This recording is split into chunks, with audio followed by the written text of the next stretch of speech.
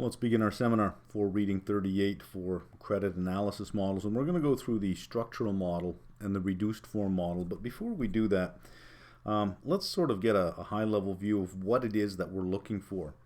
And through both of these models, we want to keep our eye on these four measures of credit risk: the probability of default, the loss given default, the expected loss, and finally the present value of the expected loss.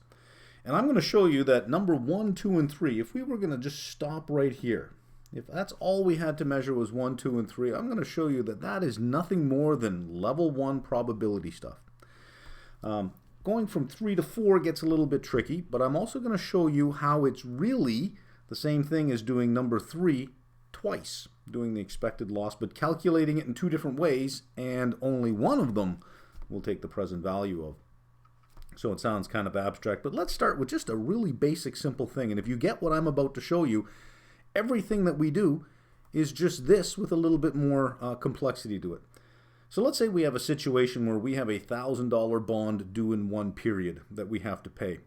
We're either going to pay the $1,000 bond in one period, which means we are not going to default. This is the probability of default up here. This is the probability of no default, so default prime. Let's say we say a probability of 90%.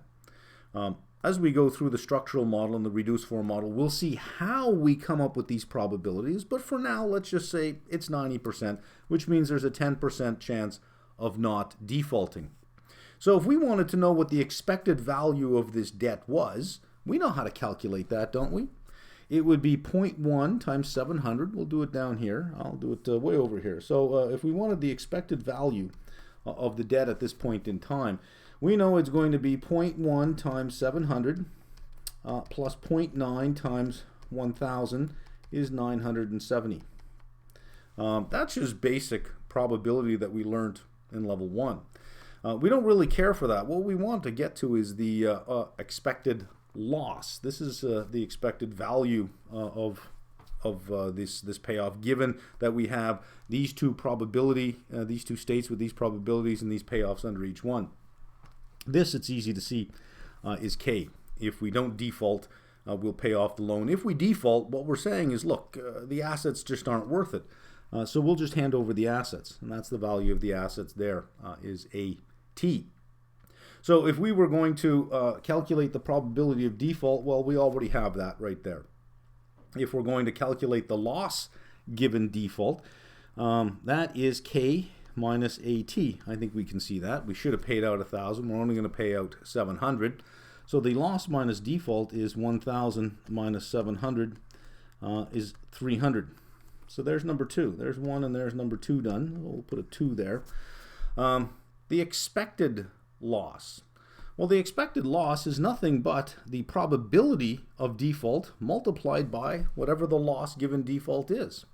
So to calculate number 3, we know our expected loss is going to be our probability of default times our loss given default, which we know is 0.1 times, we've already figured out that it's 300, which is $30.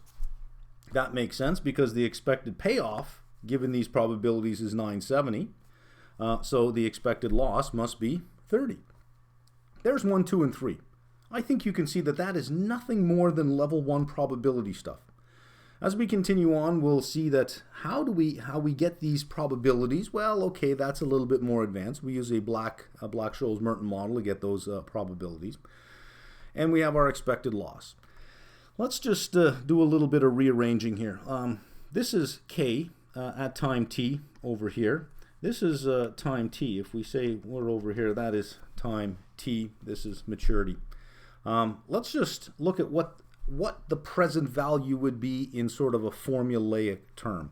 So K at this point in time would be K, and if we're going to discount it, it would be e to the negative RF. We'll discount at the risk-free rate for that period of time.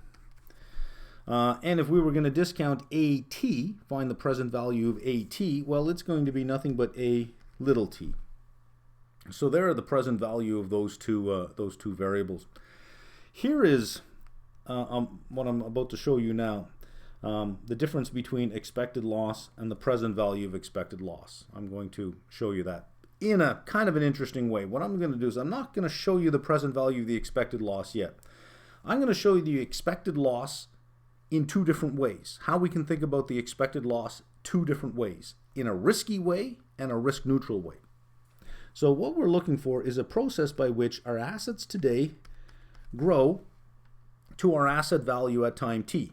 That's what we want to model. And we can say, well, they can grow at a rate mu, or they can grow at the risk-free rate. Well, what is mu? Mu is the required return on these assets. The riskier these assets are, the higher the required return we need to compensate us for that risk. So mu is the expected growth rate in the assets, because it is the expected return we require for holding those assets. And again, the riskier they are, the higher the expected return we would have. Not only that, if they're the riskier and riskier they get, it would imply that the higher the probability of default would be. And we're going to see that that is absolutely true. So if we model our assets going from time t to the maturity at mu, if we model it using that rate, we will end up with something called risky probabilities. Using a Black-Scholes-Merton model, we will come up with a probability of default reflecting risky assets. If we use the risk-free rate, we'll come up with a risk-neutral probability. A risk-neutral probability. So here is how we get to the present value of the expected loss. We've done 1, 2, and 3. I think we get that. That's very basic. Here's what we do for the present value of the expected loss. It is going to be the expected loss. We know we're going to discount back the expected loss to get to present value, but it's a particular type of expected loss that we're discounting back using risk-neutral probabilities. So we will calculate an expected loss using risky probabilities. There's our first pass. 1, 2, 3 with risky probabilities. Then we're going to do it again, 1, 2, 3, but using risk-neutral probabilities, and it is that expected loss that we will discount back. 1 plus RF, and we'll discount it back for that period of time. Why are we doing that?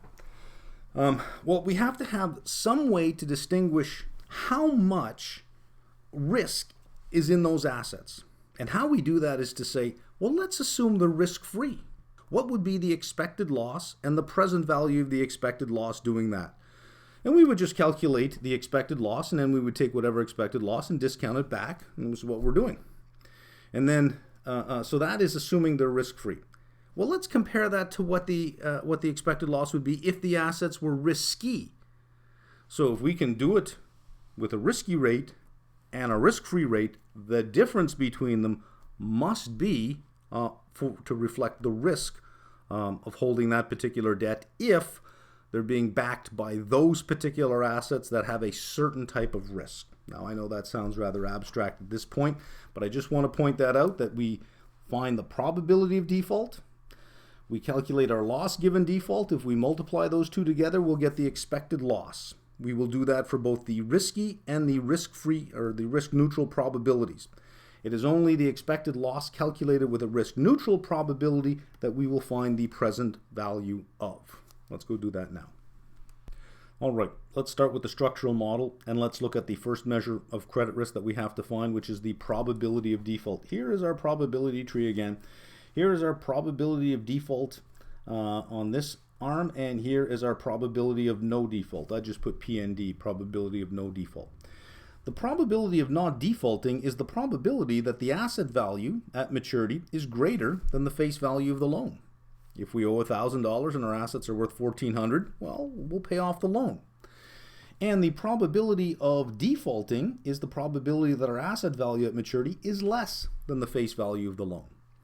Using a Black-Scholes-Merton model, the probability of not defaulting, in other words, the probability of paying our debt, is N D2 using risk-neutral rates, and it is N E2 using risky rates.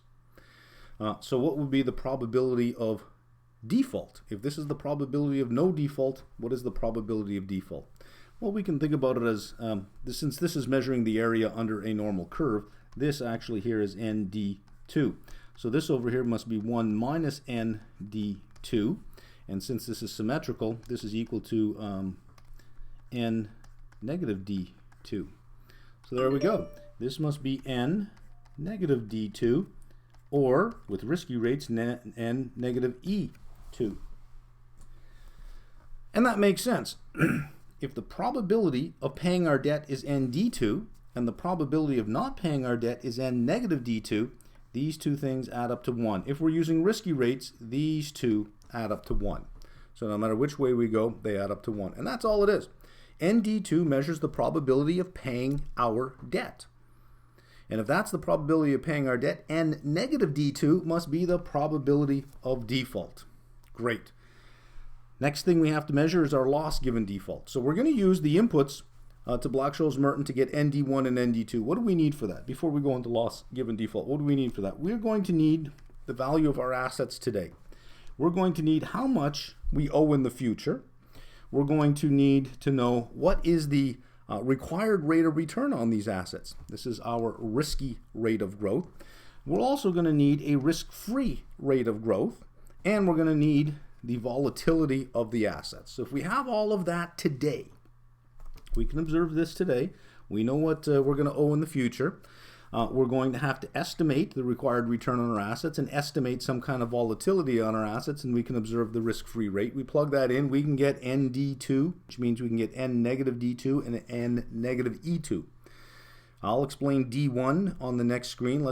For now, ND2 is the probability of no default. That's the probability of paying off the debt. The loss given default, if we were going to default, it's the same thing we had on the last screen. It is K minus AT. It is the face value of the debt minus whatever we can get for the assets. So that would be our loss given that we've defaulted. And the expected loss is the probability of default times the loss given default. So let's just multiply it out. What do we have here? We have K, and this is a given default, right? So K, and what do we multiply it by? N negative D2. Or if we're using risky rates, it'd be N negative E2 minus, we have AT. Well, I won't use AT. What we'll do is we'll use AT today. How's that? Because I want to show you something. Well, if this is AT today, how do we get AT in the future? Well, the assets would have to grow, right? And here they would grow at the risk-free rate for a particular period of time. And since we're using E2 here, they would have to grow at a risky rate for a particular period of time. So notice that we have K associated with the probability of this is N negative D2 times K on both sides and N negative E2 minus the value of the assets because it's loss given default over here. And this is N negative D1. And this would be N negative E1. Well, what is D1 and E1? Let's make sure we understand what these are. These over here measure the probability of default. This is the probability of default in a risk-neutral world. This is the probability of default in a risky world. And D1 is the probabilistic value of our assets given that we've defaulted. So it's a conditional. N negative D2 is the probability of default, and negative D1 is the probabilistic value of our assets given that we've defaulted. So we can see that it is going to be a conditional probability. And here N negative E1 is the probabilistic value of our assets given that we've defaulted in a risky world. This is a risk-neutral world. When we're calculating the expected loss, this is the correct way to do it. We simply just use that. If we're asked to calculate the expected loss, we will use risky rates. We will use the required rate of return on those particular assets. If we're being asked to calculate the present value of the expected loss, we must first calculate the expected loss in a risk-neutral world and then discount that back to today. That's the only difference. The only difference is right here. R versus mu. If we're going to use mu, we use E's. If we're going to use R's, we use D's. let's move on. All right, so across the top of the screen here, I'm just reprinting what was at the bottom of the last screen so that we have it for reference. We calculated our expected loss in a risk-neutral world and in a risky world. Let's visualize it on a timeline, because now we want to calculate present value, so we want to see where it is. Well, the present value is way over here. The expected loss is way over here, so the present value of the expected loss, we can see that we have to discount it for the time value of money. That's nothing new. We know that. That fits with everything we know. Here's where, if you can see this distinction, here's where everything clears up for you. If we're going to calculate the expected loss for a particular company on a particular issue, this is what we're going to do. We're going to calculate the expected loss using risky probabilities. When we calculate the present value of the expected loss, we're going to calculate the expected loss again, but this time we're going to use risk-neutral probabilities. The difference between these two will capture a premium for the risky assets. We get to distinguish how much premium we need for the risky assets, and then we will then discount that back to get the present value of the expected loss. We're going to discount the risk-neutral, the expected loss under risk-neutral probabilities. So, just to repeat now, to calculate the expected loss, we know it's the probability of default times the loss given default. We've already seen the probability of default is n negative d2 in a risk-neutral world, or n negative e2 in a risky world, which means the probabilistic value of our assets are either n negative d1 or n negative e1. If we're calculating just the expected loss, we will use the probabilities derived from risky rates. If we're calculating the present value of the expected loss, we will first calculate the expected loss in a risk-neutral world and then discount that back for the time value of money. However, we can do that all in one step. We don't have to calculate the expected loss first and then discount it. All we have to do is take this and say, well, let's just express this instead of in the future, let's express it today. So let's take k, and k, let's bring it back to today, e to the negative rf, t minus t, multiplied by its probability, n negative d2, minus, this is a, all of this is a t, so it would just be a little t today, multiplied by its probability. So notice, to calculate the present value of the expected loss, all we need to observe is the asset value today. We need the risk-free rate today. We need the value of the debt that we'll owe at some future period in time. We're going to need some required rate of return on the assets, some measure of volatility on the assets. Once we have that, along with the length of time, we can calculate D1 and D2, and in calculating those we can get n negative D2 and n negative D1.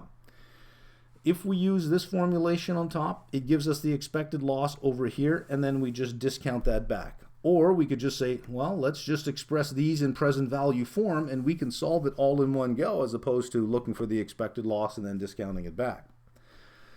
All right, let me show you the relationship between these. If mu equals r. In other words, we're saying our assets, the required return on our assets, is the risk-free rate. When would we ever say that, by the way? We would say that when our assets are actually risk-free. Can you think of a situation where a company's balance sheet, the assets on the balance sheet, would be risk-free? Think of a company that is holding nothing but money market securities. All its assets are in money market securities. There you go. Those assets are risk-free. So that means mu would equal r. The expected loss would be the same under both situations. The expected loss would be the same under both scenarios. When the expected return on the assets is greater than the risk-free rate, another way of saying that is when the assets are riskier than risk-free, the probability of default using risk-free or risk-neutral rates will be greater than the probability of default using risky rates.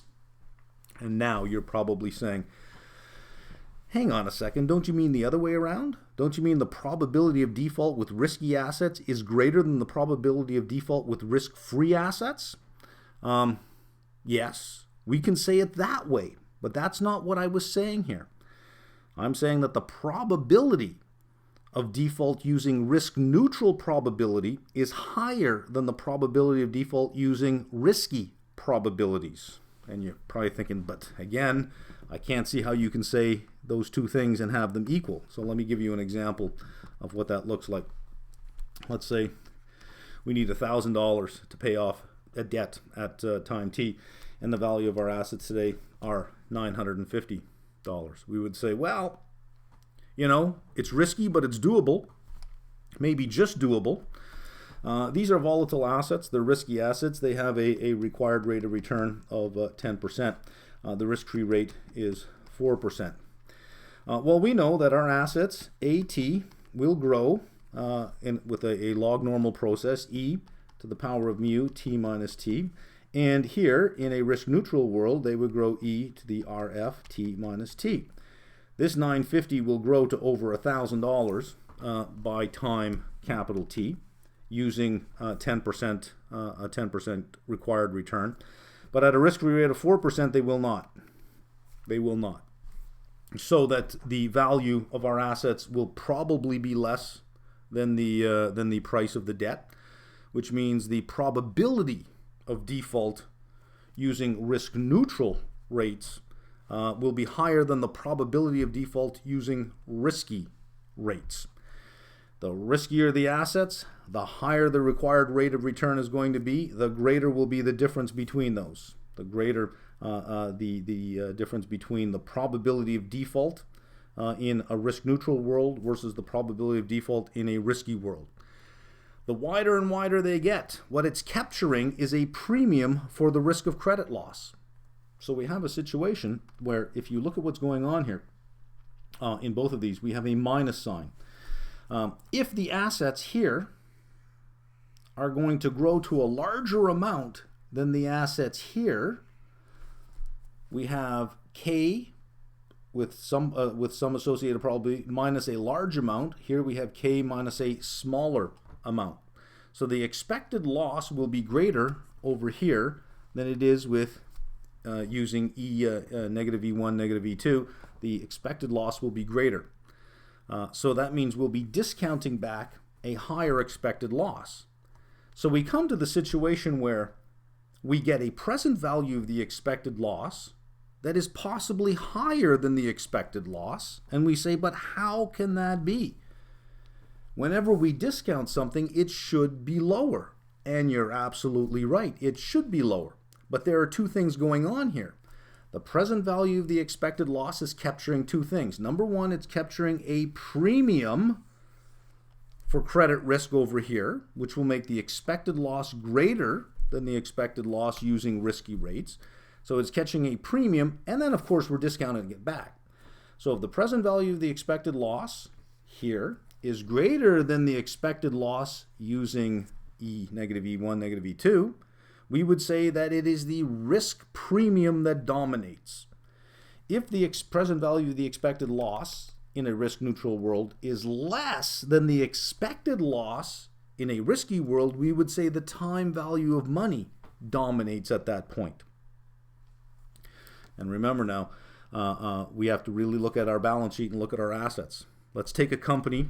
Let's take two companies, for example. Let's say company A has 8% of its assets in cash. Company B has 10% of its assets in cash. Company A has average receivables outstanding of 47 days. Company B, 29 days. Company A has maybe 112 days of inventory on hand and has a low inventory turnover. Company B has 30 days of inventory on hand and turns it over 12 times a year. Company A has fixed assets of 50% of total assets, but they're single-use assets. Company B has the same 50% of total assets, or fixed assets as total assets, but they're multi-use assets, which clearly have a better market for a multi-use asset than a single-use asset. We can see that Company A's assets are far riskier than Company B's assets. So for Company B, the difference between mu and R would be smaller than it would be for Company A.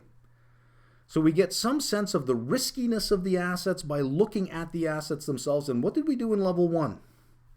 Level 1, we looked at things like the current ratio and the quick ratio. the difference between those two. We looked at how old our receivables are. We aged our receivable, and what's our turnover for receivable? What's our inventory turnover per year? We looked at our fixed asset. What's the average age of our fixed assets?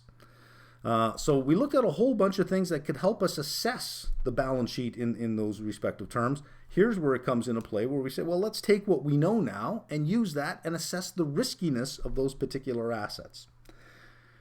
That's the structural model. That's the whole thing behind the structural model. I think you could see it was nothing more than basic probability, except, how did we get our probabilities? Well, we used Black-Scholes-Merton model to come up with probabilities.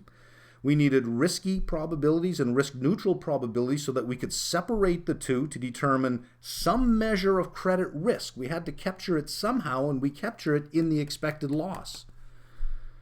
And then we take the risk-neutral expected loss and we come up with our present value of the expected loss. And what does that tell us? That tells us how much we should be willing to pay to completely remove the risk from a risky debt security.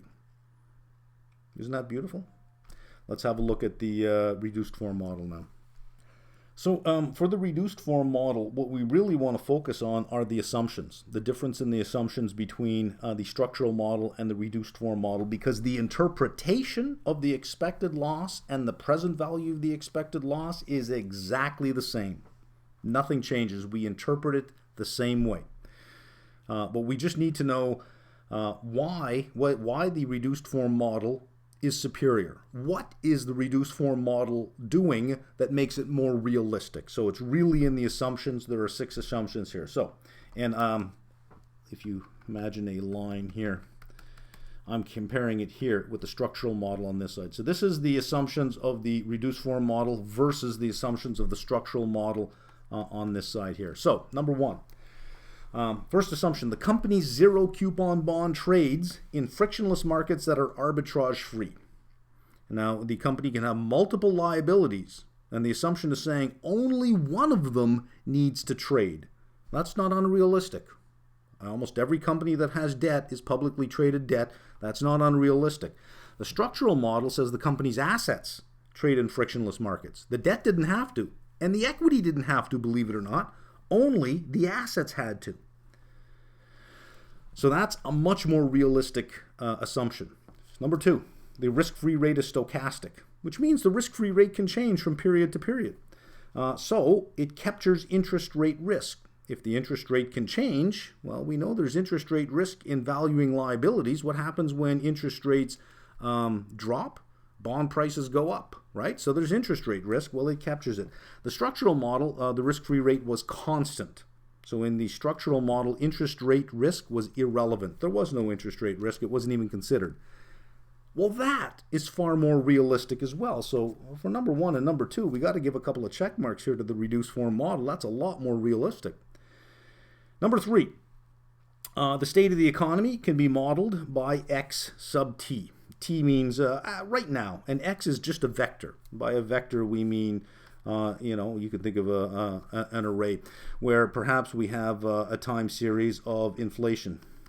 Perhaps we have a time series of GDP. Perhaps we have a time series of employment data. Perhaps we have a time series of housing starts, etc. So there's a whole bunch of economic data, and X represents this whole vector of economic data at this point in time. And we're saying that we can model the state of the economy by this particular vector of macro variables versus, no, we don't do anything in the structural model. The structural model says all we care about is the structure of the balance sheet, which is why it's called a structural model. We don't care about the economy. Well, why do we want to map the economy? Why do we care about it? Well, we're going to see it on the next screen, but I'll give you a sort of a look ahead now. Let's say that this is the business cycle. All right. Times are good, times are bad, times are good, times are bad. Well, in good times, we would expect probabilities of default to be lower. In bad times, we would expect them to be higher. Not only that, if we default in the bad times, our assets probably don't have as great a market to sell in as in good times, so our loss given default should be higher. So if we can model the probability of default as a function of the state of the economy, and model the loss given default as a function of the economy, is that not much more realistic? I think everyone would agree that that makes a lot more sense if we can model that. Well, That's assumption number 3 for the reduced form model is saying, guess what? You can do that. You can model the state of the economy by some vector of macroeconomic variables, whatever you think will help you distinguish where you are in the cycle. And that's up to you, whatever you want in there. Let's move on to number 4. All right, number 4 says the company defaults at a random time t with default intensity of lambda xt. That sounds like a lot, right? What's going on here? Well, let's start with the structural model and let's see what they say about that. Structural model says default occurs at maturity only, and the probability of default is constant and depends on the balance sheet. So what does this mean? Well, let's think about it. A zero coupon bond, when can it default? Clearly only at maturity. It has no coupon, so it can't possibly default until maturity. So if we look at the structural form model, we say, well, that makes sense. I mean, it can't default unless it had something to pay. And if it has zero coupons to pay, it can't possibly default until maturity. The reduced form model is saying, well, no, it can default before maturity. And again, you're thinking, but hang on a second now, it says zero coupon bond. How can it default before maturity? What it is saying is that it's going to consider the real possibility of cross default. In other words, the company doesn't have to default on that particular bond. It just has to default on something else, and it is deemed to have defaulted on everything. So assumption number 4 brings in cross default. The probability of default is lambda, by the way. Look what we're doing here. The probability of default explicitly depends on the business cycle. Remember, we introduced this vector of macroeconomic variables in assumption number 3? Well, there it is right there. We're making the probability of default a function of that, a function of the state of the business cycle. So the probability of default explicitly depends on that now. So there we go. Doesn't that make a lot more sense? Isn't that more realistic? Cross default? Yes, if a company misses a coupon payment on a particular bond somewhere, it's in default. And all bonds have a provision in there saying if you default on any of your debt, you're in default on all your debt. Number 5. A company default represents idiosyncratic risk. And this is a bit of a problem too, because after we get through number 4, we introduce number 5, and it's, hold on a second here. Didn't we just say that the probability of default depends on the business cycle? Now you're telling me it doesn't depend on the business cycle, but only represents idiosyncratic risk? Close. The probability of default depends on the business cycle. Default depends on the company. So let me see if I can clear that up. Let's say there's a number of companies in a particular industry, and we're going into a recession. The probability of default for all those companies will increase. Investors will see the state of the economy as negative and will demand a risk premium on all risky assets. That's just the way it goes. That doesn't mean there's going to be a default. It just means that there is more risk that is perceived in those assets at that point in time. Whether a company actually defaults is company specific, is specific to that particular company. Maybe they messed up, they made a bad decision, they got too much debt. It's their fault that they defaulted. So this model is saying, look, yeah, the probabilities will increase, but whether or not it actually defaults, that's a company specific thing. That represents idiosyncratic risk. And finally, number 6, the loss given default percentage is between 0 and 1. Well, that makes sense, right? The loss given default could be anywhere from 0% to 100%. And it's modeled with this little thing, this backward-looking little j. In case you haven't seen it before, that's the Greek letter iota, the lowercase Greek letter iota. And again, look at this. It depends on the business cycle. So we're saying that the loss given default depends on the business cycle. The probability of default depends on the business cycle, and the loss given default depends on the business cycle. We're modeling it both in there. Versus loss given default does not depend on the state of the economy in the structural model. So if iota multiplied, or iota as a function of our macroeconomic variables represents our loss given default percentage, our recovery rate must be 1 minus that. And we're going to see this in the numerator of the reduced form model shortly. Just know that what we're looking at here is our recovery rate. If that's our loss given default percentage It's in a percent form now. This is our recovery rate expressed in a percentage. This is what I would know. I would know those 6 assumptions of the reduced form model. Now you look at that compared to the structural model and you say, oh yeah, I mean, come on, that's a lot more realistic. It's almost realistic. It's almost actually, you say, look, I can actually bet on that. I think that makes a lot of sense. Most credit rating agencies will use reduced form models. There's a couple that still use a structural model. And how they do it is they do it quarter by quarter. And they'll take a company and they say, well, we know that companies don't have zero coupon bonds, but they have coupon paying bonds. So we're going to take the next coupon and we're going to call that a zero coupon bond. And we're going to model the credit risk based on that company for that quarter. And that's it. And if they make that payment, well, they either make the coupon payment or they don't. So default can only happen on a coupon date, which is, in their eyes, tantamount to a zero coupon bond. And then they just do it quarter by quarter. So that is one way to sort of look at the structural model being done that way. However, the reduced form model does bring in a lot more real world, I think, assumptions that make a lot more sense. You don't have to know what we're about to do next. I'm going to show you the reduced form model, but I want to show you it's not that challenging, and I'm going to show you using a picture. I'm going to draw out a small little graph, and I'm going to show you this is all the reduced form model is doing. What we need to know in the reduced form model is how to interpret the present value of the expected loss and the expected loss. Well, guess what? Same way. Same way we did for the structural model, we do the same thing for the reduced form model. It's the same way. However, we should have some idea of, well, hang on a second now. I know in the structural model, my probability of default is derived from a Black-Scholes-Merton model. In the reduced form model, how do I get my probability of default? How do I get that? And we've already said, well, the probability of default depends on the state of the economy. But let's have a look at exactly where that shows up. How does it show up in the model? We should be aware of that. That's all we're going to do on the next screen, because the interpretation of the present value of the expected loss and the expected loss is exactly the same as what we've already done. So let's have a look at this big ugly model. Well, here it is at the bottom of the screen in the white panels, and that looks big and ugly. And if you look at that in your book, you think, you know what, I'm just going to skip this altogether. But I'm going to show you this is really just level 1 stuff. You'll recall that we can draw a tree. We can either default or not default. If we don't default, we pay off the debt, which is K.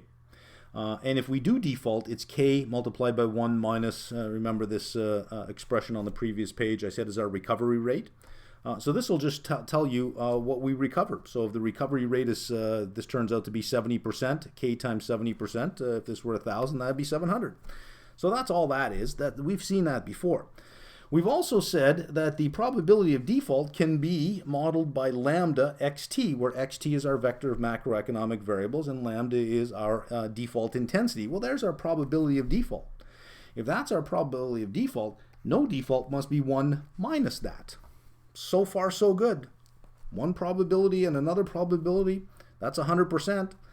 If we don't default, we pay off our debt. If we default, we pay off our debt multiplied by some recovery rate, and we'll get that instead. But here's the difference between the structural model and the reduced form model now. This is okay for a structural model because there is only one maturity date. But in the reduced form model, we say we can default at any particular time. So we can either not default or default. In the next period, we can either not default or default. And again, not default, default, not default, default, not default, pay off K, or default. So there's a whole bunch of periods of time in which we can default. So if we were trying to find the expected loss on this particular bond, how would we do it? Well, we know that for any particular tree that has probabilities, let's say 0.5, 0.5, and the outcome here is 10, the outcome here is 20, we know it's 0.5 times 10 plus 0.5 times 20. Well, we do the same thing here, except we have a probability all the way up here of K, then we have a probability of default, plus a probability of default, plus a probability of default, plus a probability. There's a whole, you have to add up all the branches on the tree. So look at what I got in the middle here. We have a plus sign. We have one term plus another term. Well, what's this first term? There is only one pathway in which we pay off k. There's k. So let's discount k to the present. Well, there it is right there. You got to discount k back, and then back here, and then back here, and then back here, and then back here, and that's all we're doing is we're discounting k back. That's all it is. So this is no default. See this? All the way up here, we pay off k, no default. Let's take k and let's just discount it. Notice there's no summation sign in front of in front. I'll get some black pen here. Notice there's no summation sign in front because there is only one pathway in which there is no default, and then we discount it back at the rates at each period. Now, why are we doing that? Notice that we're adding the default intensity right here at each rate, because the default intensity can change every single period, because the default intensity, as we've said over here, is dependent upon the state of the economy. So we can discount k back by each of these particular rates depending upon the state of the economy at that particular time. There is k. Plus, well, guess what we have to do? You got to discount D1, plus you got to discount D2, plus you got to discount D3, D4, D5. So we're gonna use a summation. There's your summation right there. And what is this outcome here? Again, let me get a better pen. There's the outcome that we're discounting here. Well, there it is in our numerator right here. There's the other branch. So here's k. Here's with no default. Here is default. There is no default. Here is default. Divided by, if we're discounting D1, it would be for one period. So this would be one. All of these terms would be 0. Would be discounting it for one period. If we're discounting it D2, you're discounting it 2 periods. You'd have 1, 2 periods. If you're discounting it 3 periods, you'd have 1, 2, 3 periods. On and on all the way to the end, multiplied by the probability. See this over here? Let me get the right pen. This term over here, lambda xi. If this is the outcome, we multiply it by the probability. There's your probability of default. That's all we're doing. So it's the first term is the present value of the payoff with no default. The second term is the present value of all of the payoffs of all of the possible defaults multiplied by its probability, its default intensity. That's all that's doing. Here's the beautiful thing. You don't have to know this. You don't have to know this, but it helps to see it graphically so that we can understand why does this term have no summation, why does this have a summation, is because there's only one way in which there's no default, which is no default. But there are many, many ways to default. Every time period is a potential default. And that's what this is capturing at the bottom. That's it. That's how we get our probabilities of default in the reduced form model at each particular stage. It is a function of the macroeconomic variables at that particular time. We can default at any period of time. So when we come up with our probability of default, we know what our loss given default is. We can calculate our expected loss and the present value of the expected loss, and their interpretation is the same. That's it. That is structural models and reduced form models. Probably in a little bit more detail than what you need, but now I hope that you can close your eyes and you can actually just see a probability tree and say, I see what's going on. I see the timeline. I see what's going on. I get it. That's it.